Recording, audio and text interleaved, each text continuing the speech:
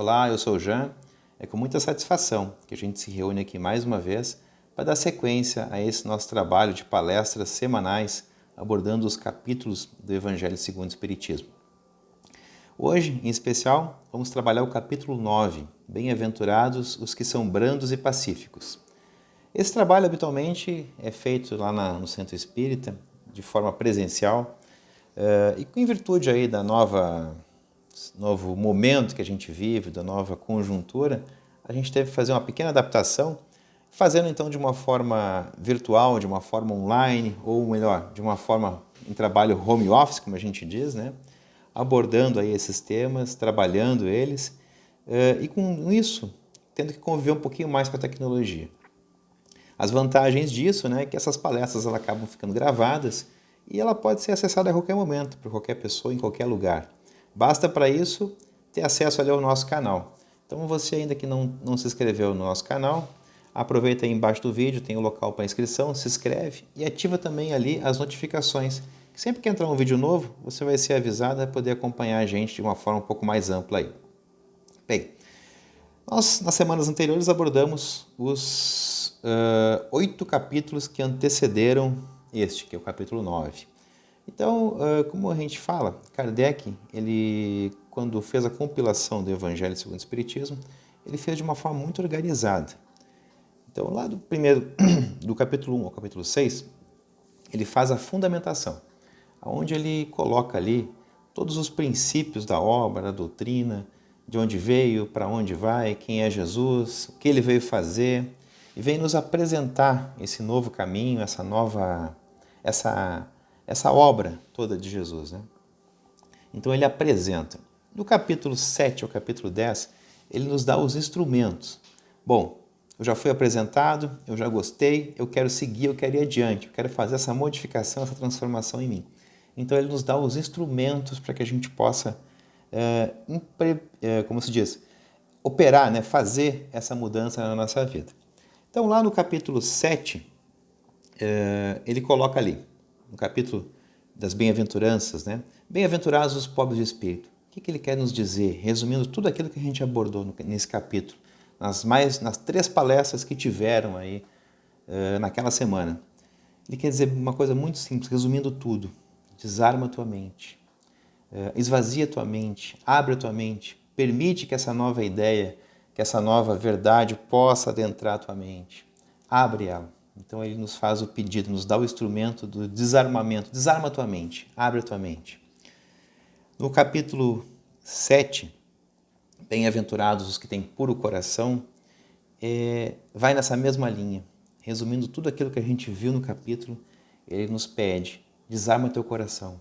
Te livra de toda mágoa, de todo rancor, de todo desamor, de todo não perdão, para que ali haja solo fértil, para que essa energia, para que esse amor, para que essa novidade, essa boa nova, possa ali florescer e fazer a mudança na tua vida. Então, primeiro instrumento, desarma a tua mente. Segundo instrumento, desarma o teu coração.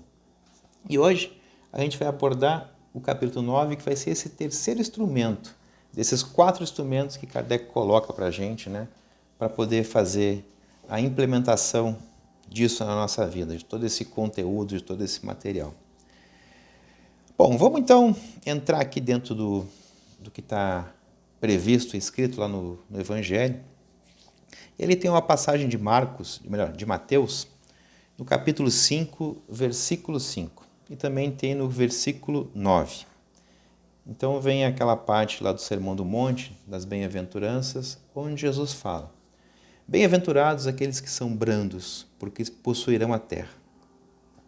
No versículo adiante, versículo 9, bem-aventurados os pacíficos, porque serão chamados filhos de Deus. Bem-aventurados aqueles que são brandos, porque possuirão a terra. Se a gente começar a observar, isso já foi falado lá no capítulo 3. E quem quiser assistir, que não tenha assistido, está nessa palestra aqui, onde ele nos diz lá da multiplicidade dos mundos e aonde ele faz aquela menção, porque diz assim: bem-aventurados aqueles que são brandos, porque possuirão a terra. A gente viu lá na questão onde trata da evolução dos mundos, a progressão que os mundos também realizam. Então, todos os mundos habitados, eles evoluem. Então, eles têm lá aquela classificação, né? Primitivo, provas e expiações, regeneração, não me lembro o outro, mas até feliz, são 5 classificações.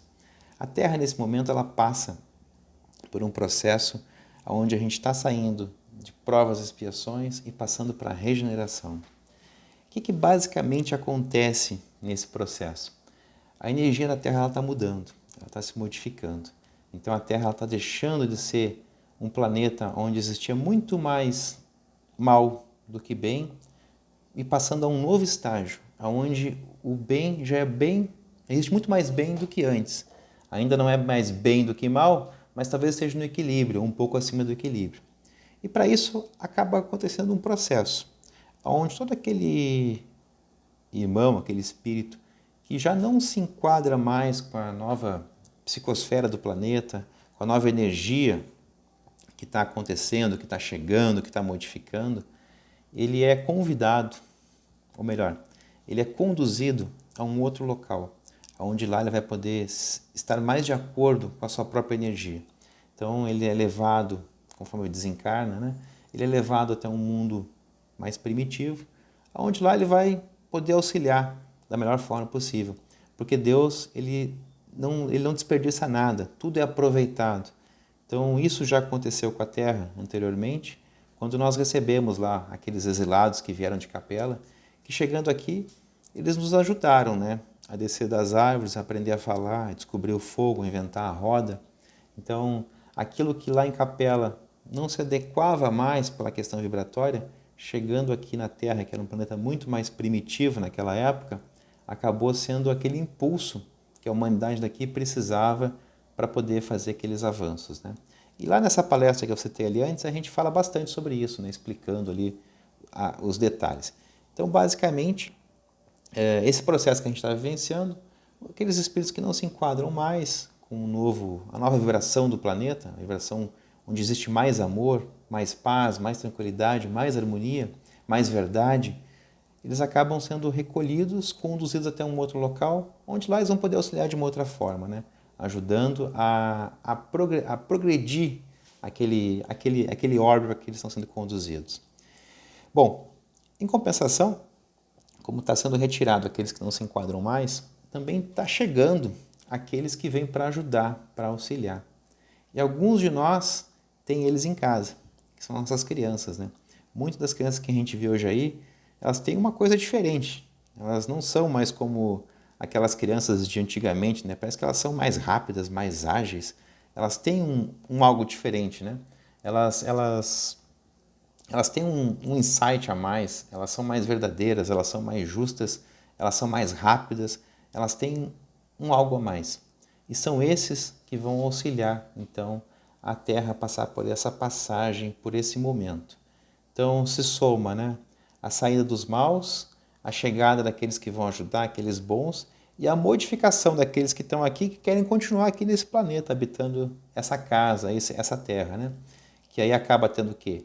A renovação, a modificação e se ajustar para que possa permanecer aqui e continuar trabalhando aqui em nome do Cristo, em nome do amor. Bom, com isso, como ele diz aqui, bem-aventurados os que são brandos, porque possuirão a terra. Então ele está fazendo uma alusão clara a isso, né? Que a terra é destinada para quem? Para aqueles que são brandos, para aqueles que permanecem, prevalecem e valorizam a paz, e valorizam o entendimento. E como a Terra, cada vez mais, com a evolução dos mundos, ela vai caminhar até o ponto onde ela vai ser um planeta de felicidade, um planeta feliz, um mundo superior, isso cada vez vem fechar mais com o que o Cristo disse. Bem, a gente, para falar um pouquinho mais a fundo desse capítulo, a gente tem que contextualizar com o que acontecia naquela época de Jesus, quando ele disse essas palavras, naquele tempo, naquele momento.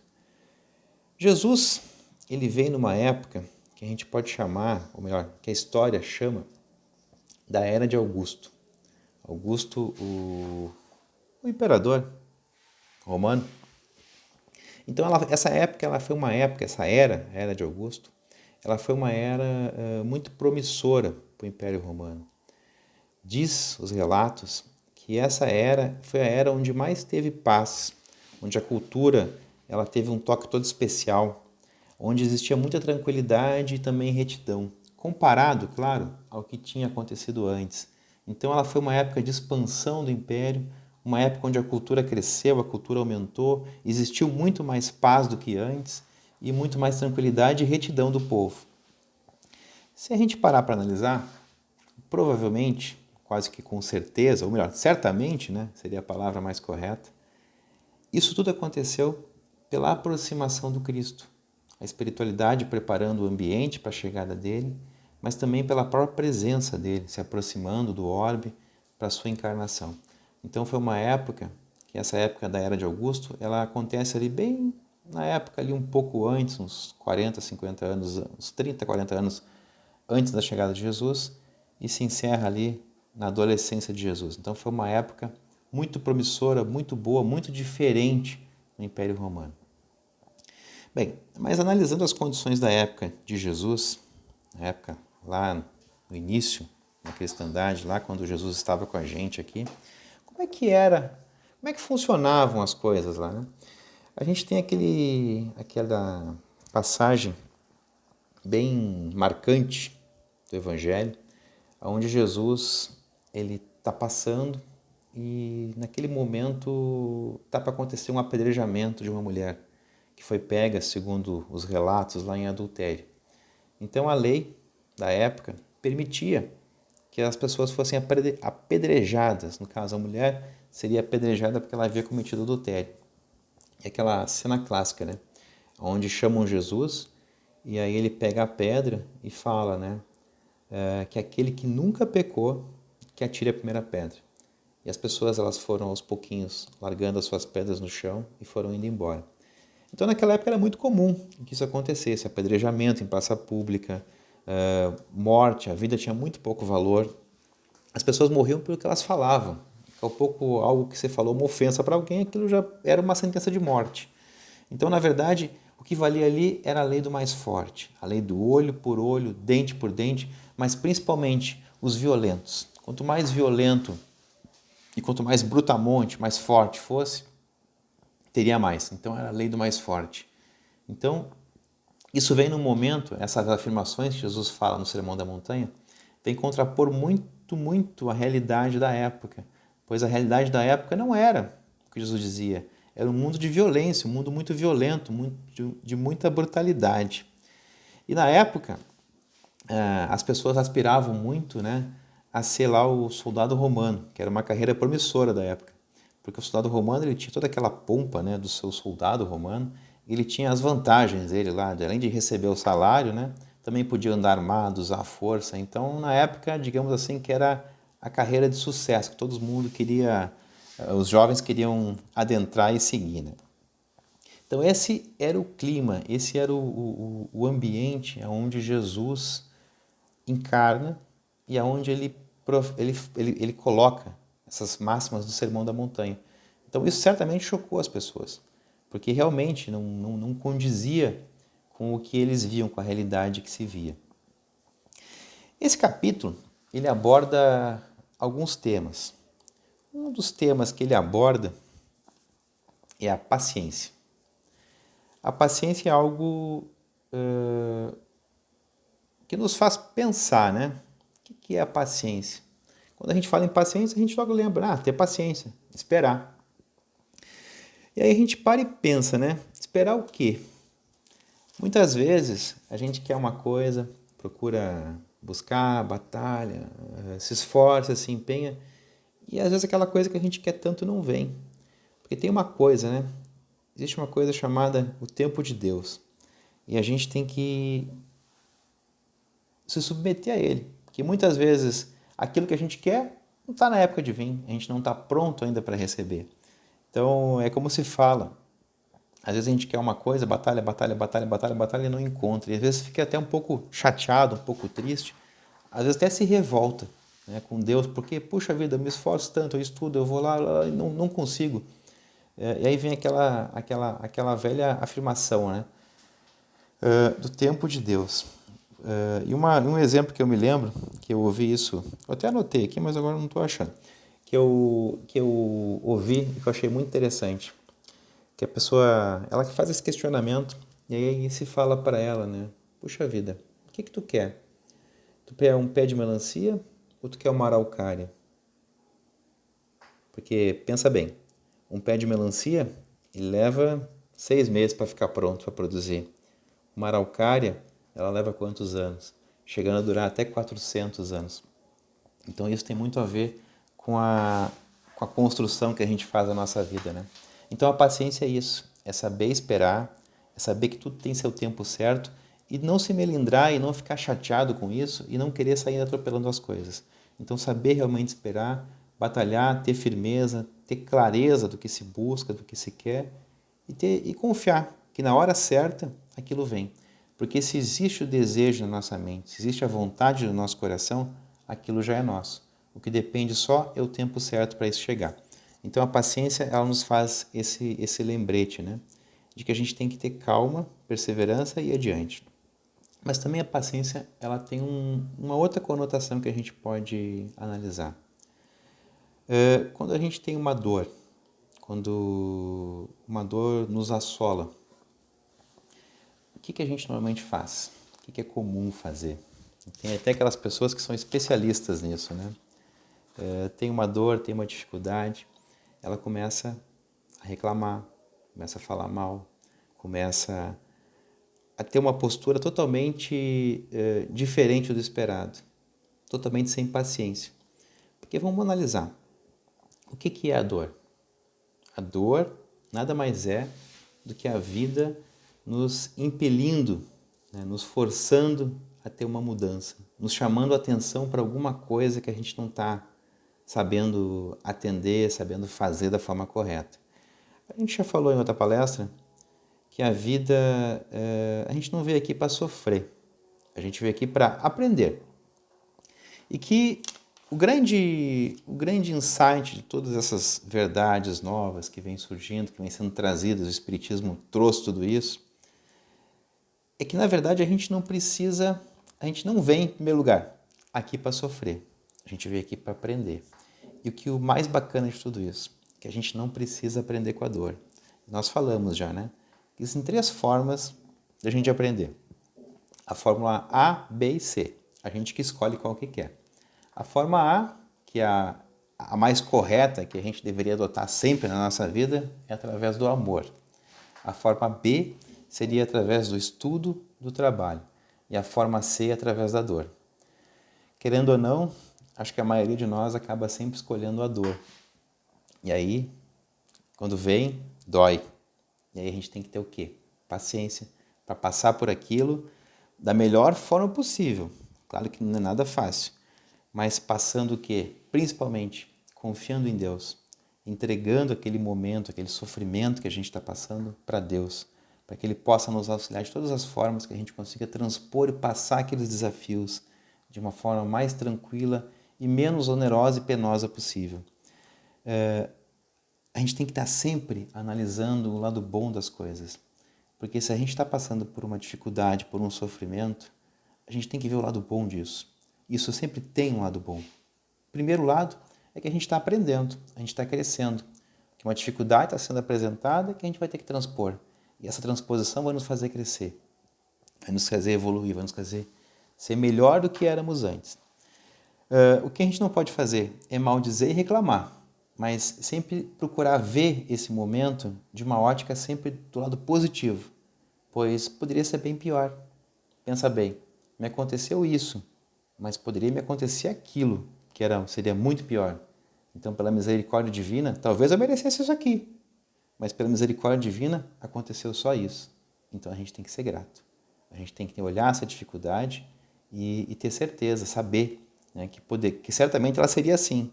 E foi pela misericórdia divina, porque esse Pai, ele é todo amor e misericórdia, foi só assim. Então a gente não tem que estar reclamando. A gente tem sim que agradecer, pedir forças para que a gente possa transpor o mais rápido possível, com o máximo de aprendizado possível, ou com o menor dano.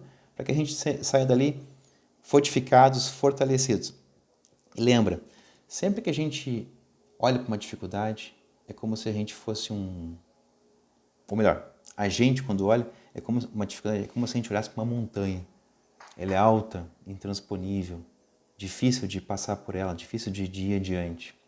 Mas quando a gente vai, encara aquele desafio, segue e tenta fazer o nosso melhor, busca o apoio que a gente puder buscar, se fixa e se segura em Deus, a gente consegue transpor. E quando a gente transpõe aquela montanha, que a gente olha para trás, depois que passou por ela, que a gente olha para trás, a gente vê que aquela montanha que antes era tão gigante, ela ficou pequenininha. Aquele monte gigantesco, ele se transformou apenas num pequeno morrinho. Por quê?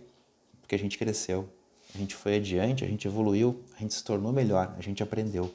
E isso nos faz o quê? Enfrentar as dificuldades, vencê-las, e a gente olha aquela dificuldade monstruosa, agora ela não é mais tão monstruosa assim, porque afinal de contas eu fui adiante. Mas vamos lá, frisando novamente, a gente não precisa deixar chegar nesse ponto, porque antes de chegar na dor, a vida nos dá vários avisos. A gente é avisado, alguém nos diz alguma coisa, a gente recebe um livro, a gente ouve uma palestra, alguém nos fala, a gente é sempre lembrado de alguma forma, para que nunca chegue no ponto de a gente ter que passar pela dor. Então a gente só vai passar pela dor se todos os avisos que nos foram dados, se todas aquelas cutucadinhas que a vida nos dá, para que a gente volte para o caminho e ande na linha, naquilo que é o nosso plano, o nosso destino, o nosso caminho, a gente volte para ele, né? Então a gente só acaba sofrendo quando a gente está totalmente desviado do nosso caminho, e aí a dor ela vem para quê? Para nos colocar no nosso caminho. Mas como eu disse antes, não precisa ser assim. Não precisa ser através da dor. Pode ser através do amor, que para nós é o ideal, é o correto, mas é um pouco mais difícil. Então, para nós, o nosso nível vibratório que a gente se encontra hoje é muito mais fácil através do estudo e do trabalho. Então, sempre que a gente se dedica a alguém, sempre que a gente se dedica a algo, sempre que a gente se preocupa em fazer o bem pelo nosso próximo, sempre que a gente faz a caridade, sempre que a gente faz a caridade para nós mesmos, nos aperfeiçoando, nos melhorando, fazendo nossa reforma íntima, auxiliando quem está aí, o mundo, enfim, fazendo a nossa parte, sempre que a gente faz isso, a gente está escolhendo a letra B, que é através do trabalho e do estudo. E tem um detalhe, como foi falado, né?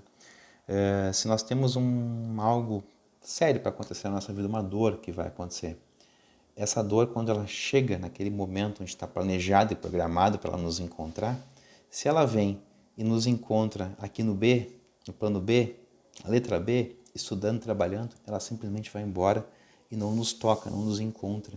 Porque, afinal de contas, qual é o objetivo da dor? Crescimento. Se a gente está estudando e trabalhando, a gente já está em crescimento. Então, é uma forma, né? Esse capítulo também, ele aborda a questão da cólera. E a cólera é algo que é comum para a gente ainda, né? A gente não consegue manter a calma 100% do tempo. Vai ter aquelas situações da vida que a vida vai nos apresentar que a gente vai, como se diz, reagir. A gente não vai pensar. A gente vai simplesmente ter uma reação. A gente vai simplesmente reagir. E aí eu me lembro de Jesus. Jesus ele tinha uma característica que era muito própria dele. Sempre que alguém questionava, que colocava ele em algo que o que ele dissesse poderia causar um dano, porque muitas armadilhas foram feitas para Jesus, né? Uma delas é aquela, né? Onde dão uma moeda para ele e perguntam lá, né? O que ele achava do tributo, do imposto. Imagina, numa nação que está sendo dominada por um império que visa somente isso, se ele pregasse contra, ele seria, como se diz, algo aconteceria a ele, né? Então, quando ele é questionado se ele achava o imposto uma coisa correta, o que ele fala? Se o imposto era de Deus, se era uma coisa correta, ele fala o seguinte: dai a César o que é de César e a Deus o que é de Deus. Mas antes disso ele para, pensa e reflete. E a gente não. Às vezes a gente é questionado, muitas vezes, e a gente simplesmente tem uma reação. A gente como se diz, se encolariza, né? Fica irritado e simplesmente reage. Quando a gente simplesmente reage, que normalmente acontece quando a gente tem uma reação? A gente perde a razão. O que é perder a razão? Simplesmente a gente para de pensar, a gente começa a agir por instinto. E agindo por instinto, é bem provável que a gente se arrependa. Então a cólera é algo que a gente tem que tratar muito bem, procurar não deixar que isso aconteça, procurar não ser tão reativo, procurar que a gente tenha um pouco mais de discernimento de tudo que acontece, das coisas que se apresentam na nossa vida, nas circunstâncias, né? Então parar, seguir o exemplo de Jesus, parar, pensar, analisa, só daí depois responde, ou depois daquilo toma uma ação, procurar evitar a reação, porque a reação ela vai vir, se a gente recebe uma energia com um impacto, a reação ela é o quê? Ela vem, bate e volta. E aí? Se a gente recebe algo, uma violência, a gente vai responder com violência? Não. A gente tem que responder isso pensando. Talvez aquela solução ela não precisa ser definida e resolvida através da violência. Ela pode ser resolvida de uma outra forma, muito mais tranquila, muito mais harmônica e com que a gente vai conseguir sair bem. Então essas coisas elas acontecem na nossa vida, no nosso dia a dia, e a gente tem que saber muito bem se desencilhar disso. Então a chamada para que o Evangelho nos faz aqui é que a gente não perca a razão. A gente pare, pense, reflita e só depois então reaja, né? Ou haja, né? De uma forma muito tranquila e muito harmônica, deixando de lado o orgulho ferido, deixando de lado aquele egoísmo nosso, né, que a gente batalha tanto para vencer e para tirar ele, né, da nossa vida, porque afinal de contas nós estamos aqui para quê? Para aprender a amar, para sermos melhores e para combater essas nossas mazelas de egoísmo e que nos prendem tanto à terra. Então, o terceiro instrumento que esse capítulo vem nos apresentar, o primeiro, lembra lá? Desarma a tua mente. O segundo, desarma o teu coração. O terceiro, desarma o teu corpo. Te desarma. Não reage. Não seja... não haja com violência. E quando a gente fala isso, a gente lembra tanto de Gandhi, né? Pois Gandhi, através da sua conduta de não violência, ele conseguiu vencer o império. Ele conseguiu fazer com toda aquela mudança que foi feita na Índia, que era uma colônia da Inglaterra, ele conseguiu modificar tudo, modificar toda uma dominação de muitos e muito tempo, né? Simplesmente adotando esse método de não violência. Então, na verdade, o terceiro instrumento que aborda bem esse capítulo é te desarma, desarma o teu corpo, não seja violento, pensa, analisa, trabalha com paz, com paciência, mas principalmente com amor, pois lembra, bem-aventurados os que são brandos, porque possuirão a terra. Bem-aventurados os pacíficos, porque serão chamados filhos de Deus. Essa é a mensagem, então, que o Cristo vem deixar para a gente através do Sermão da Montanha. E a nossa mensagem que nós tínhamos, então, para essa noite, porque a gente está gravando à noite, né? Mas para esse dia, para essa manhã, para essa tarde, para essa semana, seria essa. Da paciência, da benevolência, da calma, da tranquilidade, de saber analisar tudo aquilo que acontece na nossa vida e procurar sempre tirar o melhor lado disso, pois com certeza sempre há algo de muito bom acontecendo e a gente não pode esquecer nunca da misericórdia divina. É bem provável que se hoje a gente passa por alguma dor, provavelmente ela seria muito maior. E ela só está sendo naquele nível, naquele patamar, porque a misericórdia divina já abrandou tudo que ela podia abrandar, para que a gente ali pudesse suportar, mas principalmente pudesse crescer. Porque esse é o objetivo da dor, o crescimento. E quando a gente consegue atingir o crescimento, a dor cessa. Então, não vamos nunca deixar chegar na dor. Vamos trabalhar isso antes. A vida ela vai nos avisando. Vamos procurar entender esses avisos que a vida nos dá, mas principalmente vamos trabalhar através do trabalho, primeiro através do amor, né? Mas se não der para fazer através do amor, então através do trabalho e do estudo. Tá bom, pessoal? A gente agradece muito a presença de todos. Em teu nome, então, querido e amado Pai, vamos fazer a nossa oraçãozinha aqui de encerramento. A gente agradece por esse momento, por esse encontro E dá por encerrado essa nossa palestra aí da semana, desta semana. Que assim seja então. Um grande abraço a todos, uma boa semana e fiquem todos com Deus. Que assim seja.